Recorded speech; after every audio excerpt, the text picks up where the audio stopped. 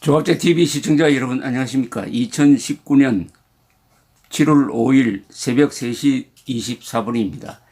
저는 한동안 유럽 여행을 하다가 어제 인천공항으로 귀국을 했습니다.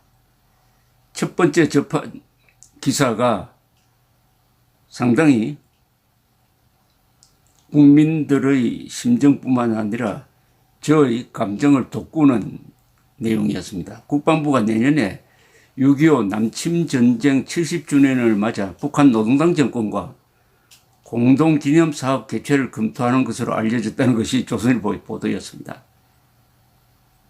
현 정부의 평화기조에 맞추느라 여전히 북한군이 한국군이 북침했다고 주장하는 북한과 6.25를 함께 기념하자는 것이므로 6.25로 17만 명의 국군 유엔군이 사망하고 북한군의 실향민이 생긴 만큼 거센 반발과 사회적 논란이 예상된다는 것이 조선일보의 보도였습니다. 여기에 수치를 좀 바로잡아야 됩니다. 17만 명의 국군 유엔군이 사망했다고 하는데 여기에 국군 포로를 포함시켜야 합니다.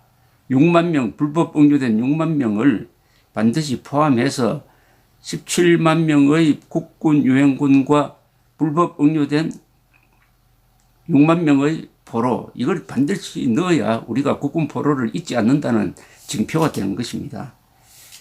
조선일보가 이런 보도를 한 것은 국방부의 6.25 전쟁 70주년 국방사업 기본구상 연구 용역 보고서를 입수를 했다고 합니다.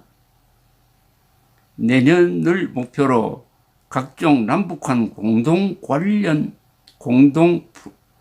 행사 프로그램을 지금 진행할 계획을 세우고 용역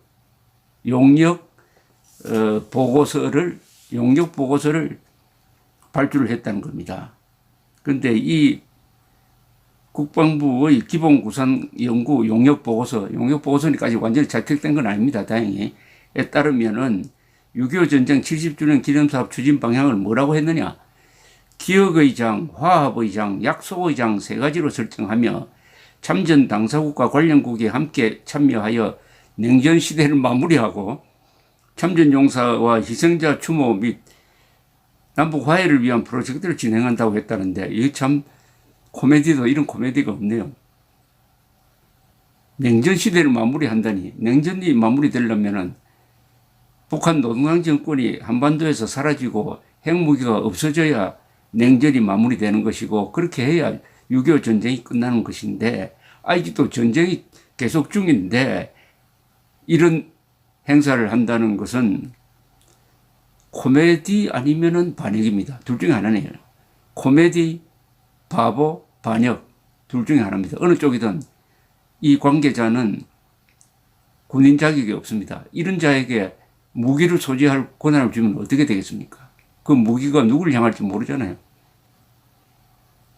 대내적으로 남과 북이 6.25 전쟁 기념사업을 공동으로 개최할 방안을 적극적으로 모색하여 6.25 전쟁 기념사업이 성전의 의미를 넘어 평화를 향한 도약임을 공고히 할 필요가 있다. 좋은 말 다 넣네요. 그리고 이 보고서는 이런 사업을 추진해야 하는 배경으로 새 정부 이후 한반도 종전선언과 항구적 평화를 이루기 위한 다양한 시도가 이루어지고 있다. 냉전 시대에서 평화 시대로 정전 체제를 평화 체제로 바꾸는 역사적 전환점을 많이 했다. 이거 꼭 통일부가 하는 이야기입니다. 이거. 통일부도 아주 반국가적 통일부 공무원이 하는 이야기를 군대가 지금 이런 표현을 하고 있습니다. 아니 냉전 시대에서 평화 시대로 정전 체제를 평화 체제로 바꾸는 역사적 전환점을 맞이했다는 증거가 어디에 있습니까? 북한이 핵무기를 포기하겠다고 어제 선언했습니까? 국방부는 문제 용역 보고서를 지난 3월 1,900만 원에 계약했다고 이 신문을 전했습니다. 이 용역 보고서를 받아본 평가 결과서에 이런 내용이 있답니다. 정책 연구 목적과 부합하며 추진 방법이 적절하고 계약 내용에 충실했다. 그러니까 국방부도 뜻을 같이 한다는 이야기입니다. 전범 집단과 평화를 논의하는 평화를 상징하는 행사를 한다는 게 잘 됐다는 이야기입니다. 그런데 조선일보는 군 내부에서 이런 의견이 나온다고 덧붙였어요. 6.25 전쟁 때 수많은 희생자를 낸 군을 총괄하는 국방부의 정권 코드 맞추기 행태가 도를 넘었다. 이런 군 의견이 있다고 전했습니다. 이런 행사를 하게 되면 6.25 전쟁이 마치 상반과실인 것처럼 보이는데 뭐 이런 지적도 있었다는데 제가 한번 이 문제의 심각성을 이렇게 정리를 하겠습니다. 첫째, 남침 전쟁이 평화협정으로 끝나지 않은 상태입니다. 지금. 따라 전쟁 중입니다. 그렇다면 전범과 피해자가 공동으로 화해 행사를 한다는 것은 코미디이거나 반역입니다. 살인범이 참여하지도 않는데 피살자 가족과 화해를 한다면 살인자가 미친 게 아니라 이 피살자 가족이 미친 게 되는 거죠.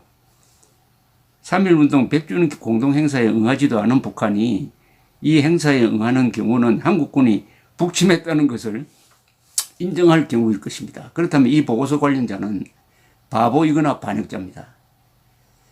이를 방조한 국방부 관계자에 대하여는 헌법, 형법, 군형법을 적용해서 엄하게 처벌해야 합니다. 바보가 아니면은 반역자에게 무기 소지권, 바보가 아니면은 반역자인데 이 관련자는 바보이든지 반역자든지 둘 중에 하나입니다. 그러면 무기 소지권을 주면 안 됩니다. 큰일 납니다. 바보가 무기를 들고 아무데나 쏘면 반역자가 무기를 들고 대한민국을 향해서 총질하면 어떻게 됩니까? 정경두 국방장관은 천안함 폭침 등을 남북 간의 불미스러운 무력 충돌이라고 표현을 했고 국회에서 어제 6.25가 남침이냐고 물어도 적답을 못한 인물입니다. 원래 이런 사람은 아닐 것입니다. 문재인 정권의 김정은 수석 대변인 역할의 영향을 받아가지고 자신의 소신과 국군의 존재 목적을 망각한 결과일 것으로 추정됩니다. 대통령은 6.25를 내전이라고 하고 내전이라고 하면 상반과실이라는 뜻입니다. 이 전범 집단의 간부 김원봉을 국군의 뿌리인 것처럼 거짓말하고 국군으로 하여금 북한군을 주적이라 부르지 못하게 하는 분위기 속에서 국방장관이 인사권과 수사권을 행사하는 대통령을 따라가다가 헌법 제5조를 위반한 경우입니다. 이게 엄중한 의미를 가지고 있습니다. 헌법 5조는 어떻게 되어 있느냐 제가 읽어드리겠습니다. 대한민국은 국제평화와 유지에 노력하고 침략적 전쟁을 부인한다. 국군은 국가의 안전보장과 국토방위의 신성한 의무를 수행함을 사명으로 하며 그 정치적 중립성은 준수된다. 이렇게 되어 있습니다. 다시 한번 읽겠습니다. 국군은 국가의 안전보장과 국토방위의 신성한 의무를 수행함을 사명으로 하며 그 정치적 중립성은 준수된다고 했습니다. 국가의 안전보장은 북한 노동당 정권을 적으로 보고 악으로 봐야 됩니다. 그렇게 해야 북한과 맞서서 총을 들고 군 복무를 하는 이유를 사병들이 알게 되는 것입니다. 그런데 그 국군과 그것도 국군이 일으킨 6.25 남침전쟁 공동행사를 하겠다? 이것은 헌법 5조 위반입니다. 그 다음에 정치적 중립성은 준수된다고 했습니다. 정치적 중립성. 그러니까 국군이 국토를 안전하게 지키고 국가를 보유하고 국민을 보호하려면은 국익을 지켜내려면은 정권에 휘둘려서는 안 된다. 정권이 헌법을 위반했을 때 거기에 따라가다가는 국군마저 반란군이 되든지 아니면은 이게 뭐 평화유지군이 되는 정도밖에 되지 않는다는 거죠. 그러니까 이 헌법 5조는 정권이 간첩 같은 자가 대통령이 되어가지고 이 북한의 이익에 맞도록 국군을 지휘하려고 할 때 이 헌법 제5조가 필요하다는 이야기입니다. 즉, 이 헌법 5조를 이렇게 규정한 것은 정권이 반역 정권이죠. 반역 정권이 적과 내통해가지고 반역을 시도할 때 이를 진압할 책무가 국군에 있다는 이야기입니다. 그리고 정경도처럼 정치적 중립 의무를 포기하고 국가, 국민, 국군에 해를 끼치는 행위를 해서는 안 된다는 명령입니다. 국방장관의 반헌법적 태도가 군 전체로 확산이 되면 어떻게 되느냐. 우리 군대는 적이 누구인지도 모르는 정도를 넘어가지고 대한민국의 헌정 질서, 즉 자유민주적 기본 질서를 공격하는 반란군이 될 가능성도 배제할 수 없다는 이야기입니다. 지금 핵무장한 북한군과 대한민국 국군, 피해자인 대한민국 국군이 평화를 위해서, 평화 무드를 위해서 공동 행사하자. 그리하여 북한을 적으로 보지 말자. 라는 것을 국민과 군에게 알려주려는 이 목적은